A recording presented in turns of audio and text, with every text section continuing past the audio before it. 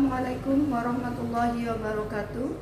Bertemu lagi dengan Ibu Rafiqah dalam pembelajaran Bahasa Indonesia, sebuah channel belajar online solusi belajar di era digital. Ini kita akan melanjutkan pembelajaran kita. Setelah minggu lalu kita sudah mengadakan ulangan harian pertama ya. Bagaimana hasilnya?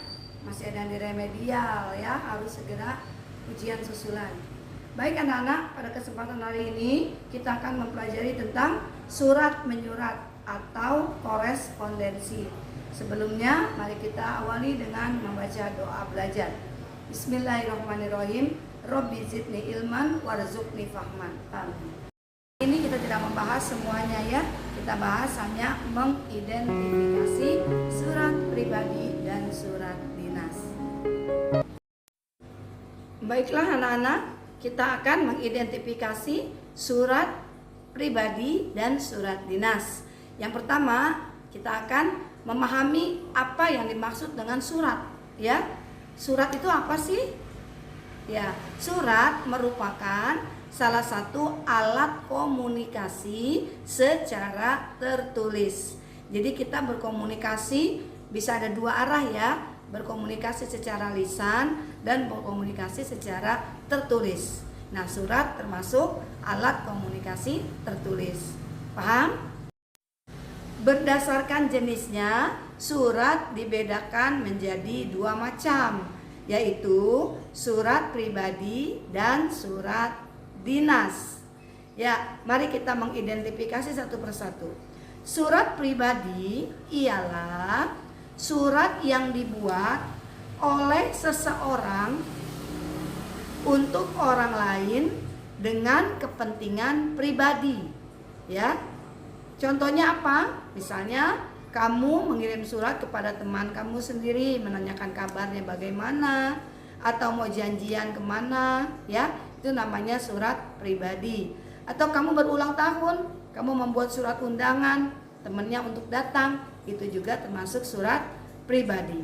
Nah, sedangkan surat dinas ialah surat yang dibuat dari dinas atau dari pemerintah, dari kantor ke kantor untuk kepentingan kedinasan, ya. Jadi sangat berbeda antara surat pribadi dan surat dinas. Apa contohnya surat dinas? Misalnya kepala sekolah menulis surat untuk pengambilan rapot, atau ketua OSIS membuat surat untuk anggotanya karena mau ada rapat OSIS, itu termasuk surat dinas ya. Kamu bisa lihat di buku paket halaman 153. Yuk buka bukunya halaman 153. Ya, selanjutnya mari sama-sama kita buka halaman 152. Di halaman bagian atas, coba kamu lihat.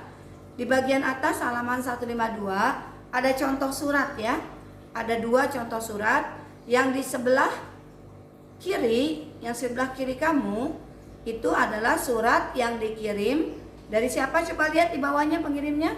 Iya, dari Julio ya.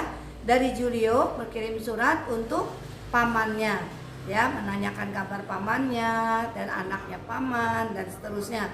Itu namanya surat pribadi yang dikirim dari seseorang untuk orang lain untuk kepentingan pribadi. Ya, berarti surat itu contoh surat pribadi. Coba lihat dari sebelah kanan. Contoh sebelah kanan itu disebut surat dinas. Apa sebabnya? Karena surat itu diterbitkan dari OSIS sekolah, berarti dari kantor pemerintahan ya, dari sekolah. OSIS mengirim kepada kepala sekolah dengan ada keperluan untuk izin menggunakan aula. Berarti kepentingannya kepentingan dinas ya. Kesimpulannya, kenapa disebut surat pribadi? Karena dikirim dari seseorang untuk tujuan pribadi. Sedangkan surat dinas dikirim dari pemerintahan untuk kepentingan kedinasan. Ya, tolong perhatikan contoh di halaman 152 ya. Perbedaannya antara surat dinas dan surat pribadi. Anak-anak, demikianlah pembelajaran kita pada hari ini yang telah kita bahas satu persatu. Mudah-mudahan kalian dapat memahaminya. Jika ada hal yang ditanyakan, silakan lewat WA grup belajar kelas kita masing-masing. Kemudian untuk tugas sudah Ibu siapkan di e-learning. Silakan kalian buka di e-learning, kerjakan tugas dengan sungguh-sungguh agar mendapat nilai yang terbaik.